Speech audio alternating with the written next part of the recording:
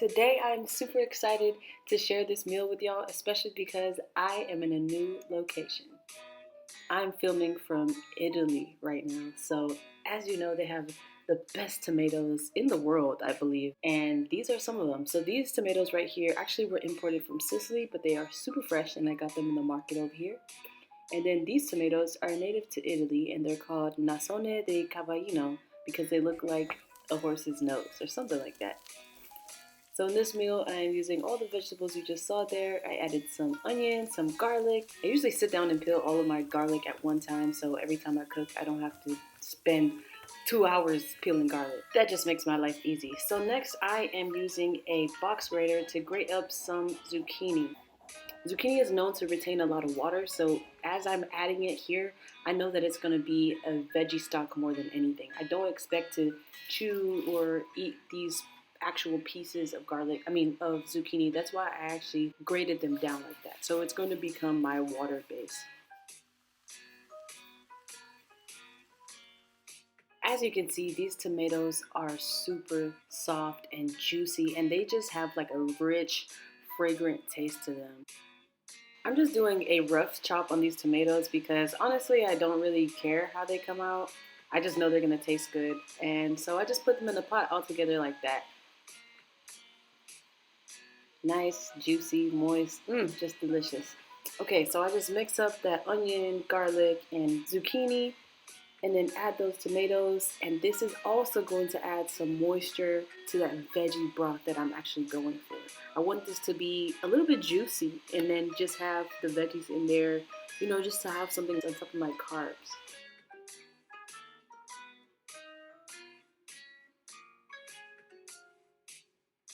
So my kitchen is about creativity, and when you are a creative person, you know that you make mistakes sometimes, or maybe not even mistakes. Maybe you just choose to remove something that you added before, like these mushrooms here.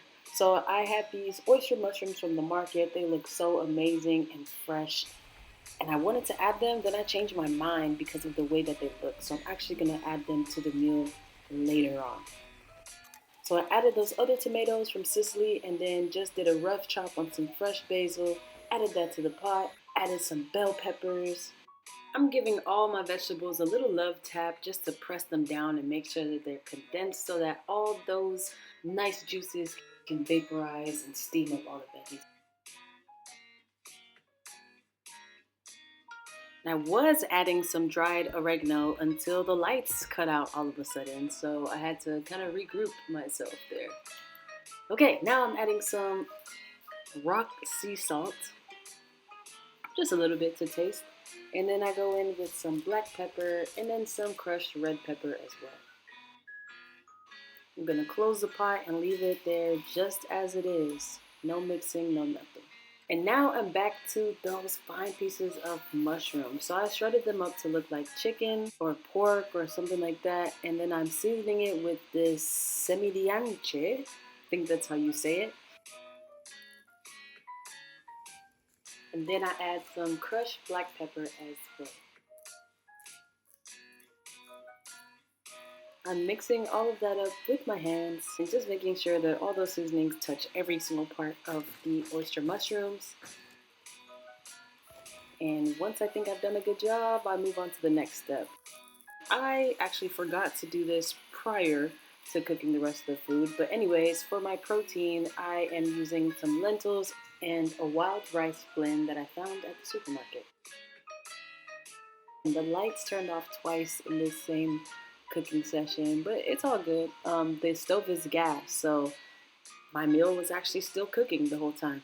I cooked my lentils and wild rice blend for about 20 minutes on the stove and then check on my delicious vegetable stock with the veggies still in it.